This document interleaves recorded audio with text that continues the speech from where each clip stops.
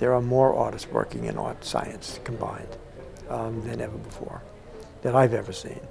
And sort of like the Renaissance. It has that kind of strength and amount of work that goes into it, the research, the answers, the images, everything. Bucky was already thinking about our resources, natural resources. How long will they last? Are we using them correctly? Could we do better? Just questions like that. And he was into that all the time and was looking into very large fields of interest like that. And he was trying to come up with reasons. Could we do it better? How much better? How would that work? And those things were always on his mind. A new car. How would you design a new car? So he designed a car for himself. All these things. He would go through it and see, well, how much gasoline would you use here? What can you do if not? If he was alive now, he would certainly be in the center of all these things that are going on in this field. We're in an age where scientists and artists come together.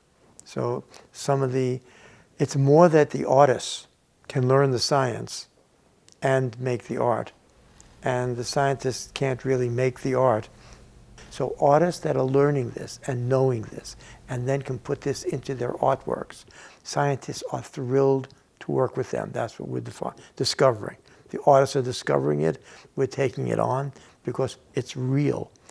The scientists want the artists to succeed because the artist can talk to the audience in a way that the scientists cannot. Brandon Ballingy was studying art and sciences in California. And he was a student of Newton Harrison, maybe Newton and Helen, both. I'm not sure about that. I think maybe that's possible. And they were teaching, there's nothing you shouldn't be thinking about in this field. Experiment, open it up. The first show we did that was at the art fair, that was a show about a bird species that was now extinct, gone. So he went around everywhere he possibly could, cut out the pictures of those particular birds, and he made an entire show, and you could see what colors they were, where they lived, and then that they slowly but surely all disappeared from the face of the earth. None were left. It's also an alert. These creatures are leaving the planet. Some are gone, and we cannot survive without having them do what they do in their natural activity, and how dangerous that is for all of us. So making them so attractive and so glorious like this, you sort of you weep almost. Don't let this happen. As bad as this is, that this creature might be gone, there are others that are still alive that could be saved. And so that makes you alerted to the importance of that.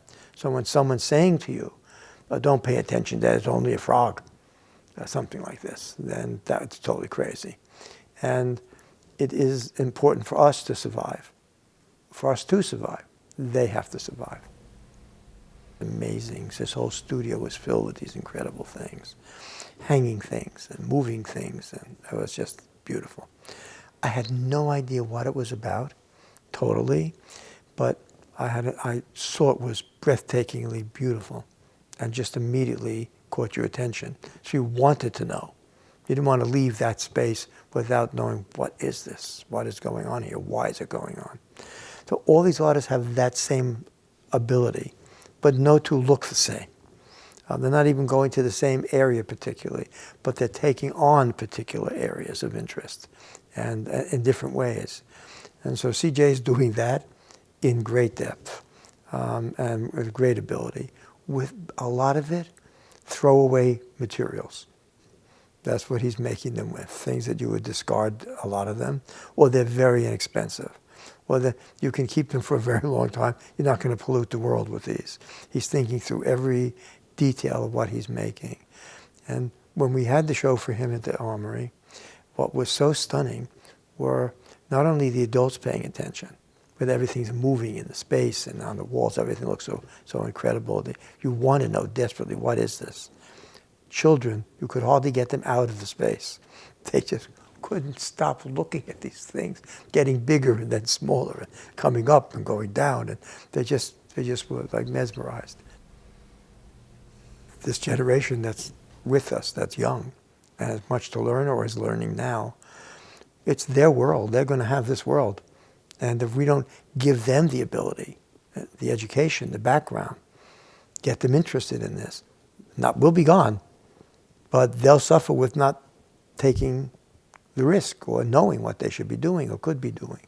So getting this out there, again, art is a really good method of doing that. It works really well. Artists understand that too. I think they've always understood it.